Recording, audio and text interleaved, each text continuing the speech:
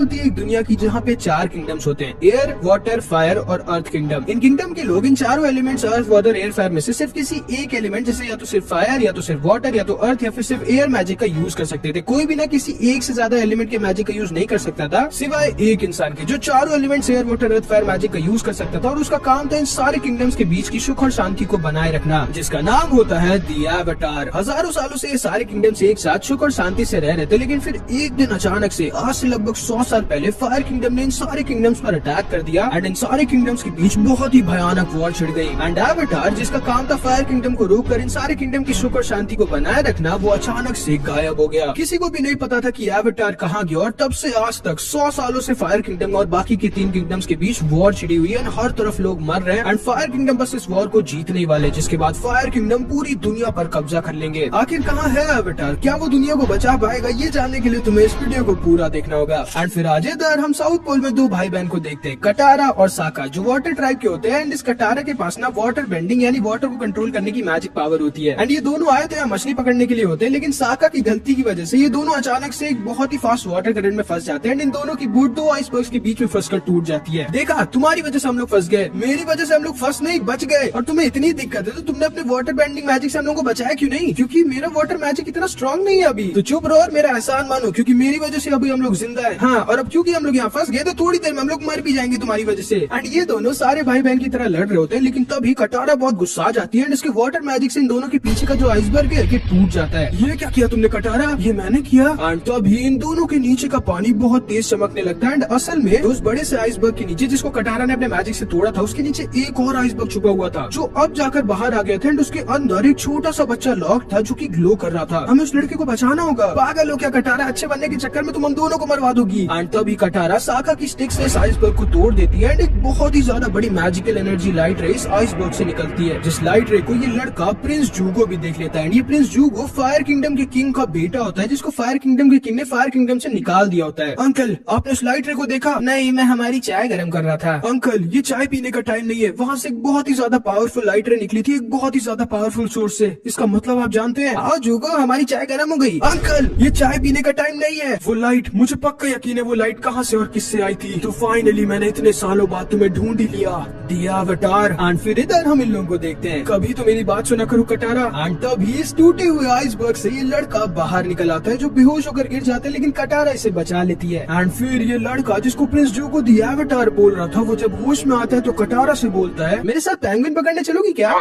हाँ जरूर। एंड फिर ये लड़का दोबारा से इस आइसबर्ग के अंदर घुस जाता है एंड अपने साथी को उठाने लगता है, जो कि एक बहुत ही ज्यादा बड़ा सा फ्लाइंग बाइसन होता है, जिसका नाम होता है आपा। ये क्या है भला? ओ ये मेरा दोस्त है आपा, और ये उड़ भी सकता है। अच्छा, और ये मेरी बहन है कटारा, ये एक बात मार के चांद पे पहुंच जाती है। एंड आपा को साका को जोक बिल्कुल भी अच्छा नहीं लगता। इस गधे का नाम साका है और तुम्हारा नाम क्या है? मेरा नाम? एंड इससे पहले कि अपना नाम बताता है, इसको छींक आ जाती है और ये 10 फीट हवा में उड़ जाता है। भाई, मेरा नाम एंग है। एंग, तुम इंसानों की राक्षस, एक ही छींक में तुम इतनी ऊपर कैसे उड़ गए? 1 मिनट, तुम एयर बेंडर हो एंग? हाँ, एंड एंग असल में एयर बेंडर होता है, जिसके पास एयर बेंडिंग की पावर होती है। एंड तभी एंग अपने एयर बेंडिंग मैजिक का यूज करता है और आपा के ऊपर चढ़ जाता है एंड इन दोनों से कहता है, आज तुम दोनों, मैं तुम दोनों को तुम्हारे घर छोड़ दूंगा। कटारा, उस मॉन्स्टर पे मत चढ़ो। मैं तो चढ़ूंगी, तुम मत चढ़ो अगर तुम्हें यहाँ पे एक आइसक्रीम बनने का शौक है तो। जिसको सुन के साका को भी मजबूरन आपा पे चढ़ना पड़ता है। एंड फिर एंग कहता है, ठीक है उड़ो मेरे दोस्त, ये पिए। एंड तभी आपा उड़ता तो नहीं, लेकिन तैर कर इन लोगों के घर की तरफ जाने लगता है। हाँ, तुम तो कह रहे थे कि ये उड़ता है। हाँ, अभी आपा थका हुआ है असल में शायद। हाँ, झूठा कहीं का। एंड फिर इधर हम प्रिंस जूगो और उसके अंकल को देखते हैं। एंड असल में प्रिंस जूगो का मिशन होता है द एवाटार को पकड़कर अपने पापा फायर किंगडम के किंग को देने का, तभी शायद से वो वापस इसको इसके घर में जाने देंगे। एंड फिर इधर हम इन लोगों को देखते हैं एंड एंग अपने पास्ट को याद कर रहा होता है। 100 साल पहले पता नहीं कैसे ये दोनों समुद्र में डूब गए थे और खत्म होने वाले थे, लेकिन तभी एंग ने अपनी एवाटार की पावर को यूज कर खुद को और आपा को वाटर मैजिक से सील कर दिया था। एंड तब से आज तक 100 सालों से ये दोनों उसी आइसबर्ग में सील थे, जिसको कटारा ने आज तोड़ा था। एंड फिर अगले दिन हम देखते हैं ये तीनों कटारा के विलेज आ जाते हैं। ये सारे लोग मुझे ऐसे क्यों घूर रहे हैं? एंड तभी कटारा की दादी एंग से कहती है, इसीलिए क्योंकि आज से 100 साल पहले सारे के सारे एयर बेंडर्स मारे गए थे, तुम पूरी दुनिया के आखिरी एयर बेंडर हो। एंड असल में ना एंग पूरी दुनिया का द लास्ट एयर बेंडर था। फायर किंगडम ने 100 साल पहले सारे के सारे एयर किंगडम के एयर बेंडर्स को मार दिया था, क्योंकि जो एवाटार था वो एयर बेंडर ही होना था। एंड फायर लॉर्ड बिल्कुल भी रिस्क नहीं लेना चाहता था, उसने सारे के सारे एयर बेंडर्स को मरवा दिया था। एंड सिर्फ एंग ही था जो कि जिंदा बचा था, क्योंकि ये उस आइसबर्ग में सील था, इसलिए ये बच गया। ये क्या है तुम्हारे पास एंग? तुम्हारा वेपन? हाँ, और इससे मैं उड़ भी सकता हूँ। आखिर कितना झूठ बोलोगे यार तुम और तुम्हारा मॉन्स्टर दोनों ही नहीं उड़ सकते। अच्छा, फिर फिर ये देखो, और तो भी एंग अपने इस वेपन का यूज कर उड़ने लगता है, जिसको देखकर ये सारे के सारे लोग एकदम शॉक रह जाते हैं एंड इन सबको यकीन हो जाता है कि एंग सच में एक एयर बेंडर है। फिर थोड़े दिन बीत जाते हैं एंड इधर हम प्रिंस ह्यूगो को देखते हैं जो ट्रेनिंग कर रहा होता है और ज्यादा स्ट्रॉन्ग होने के लिए, ताकि ये हमारे एवाटार एंग को हरा सके और इसे पकड़ सके। एंड इधर एंग की इन सारे बच्चों से बहुत अच्छी दोस्ती हो जाती है एंड सबसे अच्छी कटारा से, जिसके साथ ये पेंगुइन्स के साथ खेलता है और उनकी राइडिंग भी करता है। एंड एंग ने असल में कटारा से प्रॉमिस किया होता है कि ये कटारा को नॉर्थ पोल वाले वाटर ट्राइब लेके जाएगा, जहाँ पे कटारा वाटर बेंडिंग को अच्छे से सीख पाएगी, क्योंकि कटारा का सपना होता है वाटर बेंडिंग को मास्टर करना। एंड फिर ये दोनों ऐसी मस्ती करते करते इस फायर नेशन की शिप के पास आ जाते हैं। ये क्या है कटारा? फायर नेशन की शिप। 100 साल पहले इसी शिप से हम पर अटैक किया गया था। एंड फिर एंग और कटारा इस शिप के अंदर घुस जाते हैं, जबकि इसमें घुसना मना था। कटारा एंग से पूछती है कि क्या तुम्हें सच में इस वॉर के बारे में कुछ नहीं पता है एंग? जिसपे एंग कहता है हाँ सच में, इससे पहले कि वो उस आइसबर्ग में फंसा था दुनिया में कोई भी वॉर नहीं हो रही थी। एंड तब कटारा को सब समझ में आता है एंड वो एंग से बताती है कि शायद एंग 100 सालों से उस आइसबर्ग में सील था, जिसको सुनकर एंग एकदम शॉक्ड रह जाता है और बहुत ज्यादा दुखी हो जाता है। दुखी मत हो एंग, इन सब में तुम्हारी कोई गलती नहीं है। एंड फिर जब ये लोग वापस जा रहे होते हैं तभी एंग के पैर में एक बूबी ट्रैप फंस जाता है एंड इस शिप से एक फायर सिग्नल निकल जाता है, जिसको प्रिंस ह्यूगो देख लेता है। एंड सिर्फ उसको ही नहीं, प्रिंस ह्यूगो एंग और कटारा दोनों को देख लेता है और कटारा के विलेज को भी देख लेता है। तो आखिरकार तुम्हें मैंने ढूंढ ही लिया,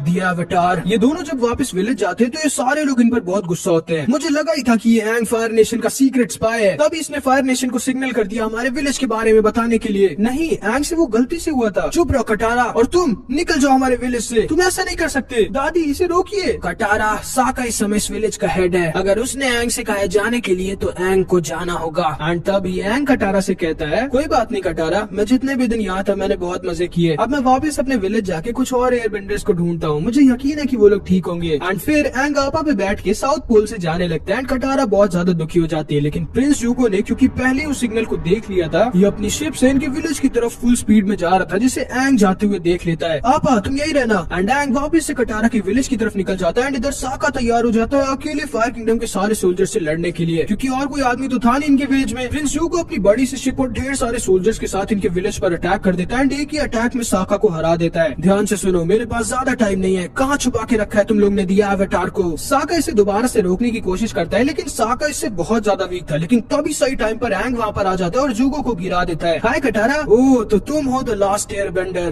द एवाटार, तुम्हें तो 100 साल के ऊपर होना चाहिए था। एंड इसको सुनकर ये सारे लोग एकदम शॉक्ड रह जाते हैं। ह्यूगो इसके ऊपर अटैक करने लगता है, जिसे एंग आराम से रोक दे रहा होता है, लेकिन एंग समझ जाता है कि यहाँ पे बहुत ज्यादा खतरा है ह्यूगो से लड़ने में, क्योंकि इन सारे लोगों को भी चोट लग सकती है। इसलिए एंग ह्यूगो से कहता है रुक जाओ, वादा करो कि अगर मैं तुम्हारे साथ चलूंगा तो तुम इन लोगों को छोड़ दोगे, जिसको ह्यूगो मान जाता है एंड ये लोग एंग को पकड़कर अपने साथ लेकर जाने लगते हैं, जिसपे कटारा और ज्यादा दुखी हो जाती है। कटारा, आपा का ख्याल रखना जब तक मैं वापस नहीं आता। एंड फिर ये फायर नेशन वाले एंग को लेकर अपने साथ वहाँ से चले जाते हैं। पूरे विलेज वाले बहुत ज्यादा दुखी हो जाते हैं, लेकिन सबसे ज्यादा कटारा। लेकिन तभी साका बोलता है कटारा, रोते रहने का प्लान है या फिर तुम चल रही हो मेरे साथ एंग को बचाने के लिए? जिसको सुनकर कटारा बहुत ज्यादा खुश हो जाती है, लेकिन तभी इन दोनों की दादी वहाँ जाती है। दादी प्लीज हमें रोकिए मत, मैं तुम लोगों को रोकने नहीं आई हूँ, ये देने आई हूँ मेरे बच्चों। 100 साल बाद एक उम्मीद की किरण निकली है इस खूंखार वॉर को रोकने के लिए। तुम दोनों को द एवाटार को बचाना ही होगा, लेकिन एक दिक्कत है, आखिर एंग तक हम इस बोट पे कैसे पहुँचेंगे? लेकिन तभी वहाँ पर आप आ जाता है एंड फिर इधर हम इन लोगों को देखते हैं। इस एवाटार को प्रिजन में बंद कर दो और इसे मेरे कमरे में रख दो। एंग को ये लोग प्रिजन में लेके जा रहे होते हैं, लेकिन ऑब्वियसली भाई एंग ऐसा वैसा तो है नहीं, द एवाटार है, ये इन दोनों को आसानी से निपटा देता है और भागने लगता है। इसके पीछे ढेर सारे सोल्जर्स पड़ जाते हैं। इधर फिर हम इन लोगों को देखते हैं। प्लीज आपा तुम्हें उड़ना होगा, एंग को हमारी मदद की जरूरत है। मे भी शायद पहले हमें वो मंत्र बोलना पड़ेगा कटारा, जो एंग ने बोला था इसे उड़ाने के लिए। क्या था वो मंत्र? लेकिन टिप टिप बूम बूम उड़ जा सिम। अच्छा हाँ याद आया, यिप यिप। एंड जैसे ही आपा यिप यिप सुनता है, ये सटैक से हवा में उड़ जाता है एंड ये दोनों एंग की तरफ फुल स्पीड में जाने लगते हैं। एंड फिर इधर हम एंग को देखते हैं जो सारे सोल्जर से बचते बचते अपने वेपन को लेने के लिए ह्यूगो के कमरे में आ जाता है एंड ह्यूगो इसके ऊपर अटैक करने लगता है, लेकिन तभी एंग इसे थोड़ा बहुत पीट पाट कर वहाँ से भागने लगता है। लेकिन ह्यूगो इसे इतनी आसानी से नहीं जाने देने वाला था। इन दोनों में फिर से लड़ाई स्टार्ट हो जाती है एंड तभी ये लोग वहाँ पर आ जाते हैं, जिनको देखने की वजह से एंग का ध्यान भटक जाता है एंड इसे ह्यूगो का अटैक लग जाता है। ये बेहोश होकर समुद्र में गिर जाता है, लेकिन जैसे ही एंग बेहोश होता है और इसे कटारा की बार बार आवाज आ रही होती है, इसका एवाटार फॉर्म फिर से अवेकन हो जाता है 100 साल बाद। अपने एवाटार फॉर्म में ये सारे के सारे एलिमेंट्स के मैजिक को यूज कर सकता है एंड तभी एंग अपने एवाटार फॉर्म में एयर नहीं बल्कि वाटर बेंडिंग का यूज करता है और इन सारे फायर नेशन के सोल्जर्स को एक ही बार में हरा देता है, जिसको देखकर ये सारे लोग चौंक हो जाते हैं और हार जाते हैं। एंग वहीं पर बेहोश हो जाता है, जिसे फिर किसी तरह ये लोग वहाँ से लेकर भागने लगते हैं। ये दोनों साथ में मिलकर इनको ऊपर अटैक करते हैं, लेकिन एंग इनके अटैक को डिफ्लेक्ट कर देता है, जिसकी वजह से इन लोगों के ऊपर ये आइस आइस माउंटेन टूट कर गिर जाता है एंड इस तरह ये लोग किसी तरह वहाँ से बचकर निकल जाते हैं। जूगो बेचारा कुछ भी नहीं कर पाता सिवाय अपने दांत पीसने के। अगली बार तुम मुझसे नहीं बचोगे द एवाटार। एंड फिर थोड़े घंटों बाद हम इन लोगों को देखते हैं। वाओ हैंक, तुम सच में द एवाटार हो। तुम एयर, वाटर, फायर, अर्थ सारे बेंडिंग मैजिक को यूज कर सकते हो। तुमने हमें बताया क्यों नहीं? क्योंकि मैं नहीं चाहता था द एवाटार बनना। लेकिन हैंक, पूरी दुनिया तुम्हारा 100 साल से इंतजार कर रही है। तुम ही सिर्फ इस वॉर को रोक सकते हो। लेकिन आखिर मैं कैसे इस वॉर को रोक सकता हूँ? मुझे तो सिर्फ एयर बेंडिंग आती है और मैं अपने मन से एवाटार स्टेट पे भी नहीं जा सकता। ओह, तो तुम्हें पहले सारे एलिमेंट्स की बेंडिंग टेक्निक्स को मास्टर करना होगा हैंक। क्यों ना तुम भी मेरे साथ नॉर्थ पोल में चल के वाटर बेंडिंग सीखो और उसे मास्टर करो। हाँ, ये सही आइडिया है, लेकिन पहले हम लोग मेरे घर चलेंगे। मुझे पक्का यकीन है कि मेरी तरह और भी एयर बेंडर्स जिंदा होंगे। एंड फिर ये लोग तैयारी करने लगते हैं एंग के घर दी एयर टेम्पल जाने की। लेकिन रास्ते में कटारा एंग से कहती है, एंग तुम क्यों नहीं समझ रहे हो? सारे एयर बेंडर्स 100 साल पहले ही खत्म हो चुके थे। ये नहीं हो सकता कटारा, क्योंकि मेरे एयर टेम्पल में सिर्फ वही लोग जा सकते हैं जिनके पास एयर बेंडिंग की पावर हो। मुझे यकीन है कि मेरे दोस्त अभी भी जिंदा होंगे और 100 साल के बुढ़े हो गए होंगे। एंड फिर इधर हम इन लोगों को देखते हैं जो अपनी टूटी हुई शिप को यहाँ बनवाने के लिए लेके आए होते हैं। अंकल, कुछ भी हो जाए एवाटार का नाम मत लीजिएगा, वरना अगर इन लोगों को एवाटार के बारे में पता चल गया तो सारे के सारे फायर बेंडर्स एवाटार के पीछे पड़ जाएंगे। कुछ भी हो जाए दी एवाटार को मैं ही पकड़ूंगा। एंड तभी कमांडर जाओ वहाँ पर आ जाता है। प्रिंस जूगो और मास्टर आयरल, आखिर आपकी शिप की ऐसी हालत किसने कर दी? अंकल बताइए कमांडर जाओ को हमारी शिप के साथ क्या हुआ था? अच्छा,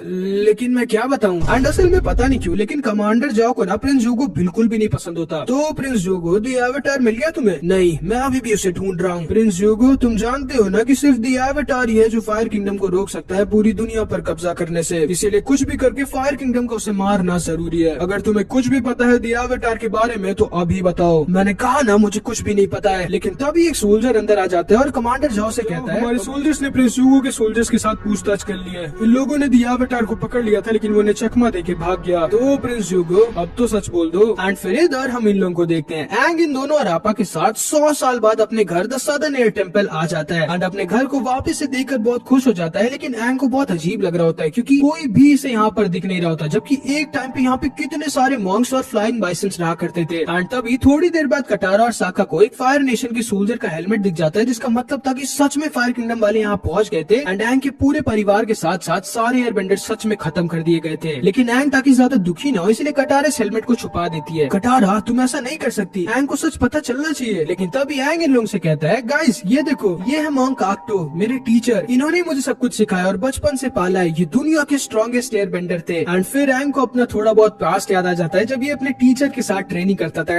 एंग अपने टीचर को ना बहुत ज्यादा मानता था। एंड फिर एंग और ये दोनों इस एयर टेम्पल के सीक्रेट रूम में आ जाते हैं, वो रूम जिसमें सिर्फ और सिर्फ एंग 12 साल का होने के बाद आ सकता था। एंड असल में ना इनके वर्ल्ड में दी एवाटार्स का एक एक कर पुनर्जन्म होता है। जब पिछला वाला एवाटार मारा जाता है तब नया वाला एवाटार एक नए किंगडम में पैदा होता है और वो एक साइकिल में होता है। सबसे पहले वाटर किंगडम में, फिर अर्थ किंगडम, फिर फायर किंगडम और फिर लास्ट में एयर किंगडम में एवाटार जन्म लेता है। एंड एंग से पहले के एवाटार का नाम एवाटार रोकू था जो कि द फायर किंगडम में था। एंड तभी हम देखते हैं अचानक से इनके कमरे के बाहर एक बंदर आ जाता है, जिसको देखकर एंग बहुत ज्यादा खुश हो जाता है क्योंकि बंदर भी 100 साल पहले सिर्फ एयर टेम्पल में ही पाए जाते थे। एंड एयर बेंडर्स इनको पेट की तरह रखते थे। एंड ये बंदर भाई लास्ट बंदर होता है एयर टेम्पल का। ये दोनों इसे पकड़ने की कोशिश करते हैं, लेकिन ये बंदर बहुत ज्यादा तेज होता है। एंड एंग बहुत ज्यादा खुश हो जाता है इस बंदर को देख के, क्योंकि ऑब्वियसली भाई ये बंदर एक लास्ट निशानी होता है एंग के लिए, उसके परिवार और एयर बेंडर्स की। एंड फिर इधर हम प्रिंस जूगो और कमांडर जाओ को देखते हैं। तुम्हें समझ में नहीं आता प्रिंस जूगो, तुम चाहे जो भी कर लो, फायर लॉर्ड तुम्हें वापस फायर किंगडम में नहीं आने देंगे। नहीं, जब मैं एवाटार को पापा को दे दूंगा तो वो ना तो सिर्फ मुझे इज्जत के साथ वापस फायर किंगडम में आने देंगे, बल्कि साथ ही साथ वो मुझे इस नेशन का अगला फायर लॉर्ड भी बनाएंगे। अफसोस, अब तुम तो एवाटार को नहीं पकड़ोगे प्रिंस जूगो, मैं पकड़ूंगा और द फायर लॉर्ड मुझे इनाम देंगे, तुम्हें नहीं, एक फेलियर को नहीं। एंड तभी जो गुस्से में कमांडर जाओ को चैलेंज कर देता है। क्यों नहीं?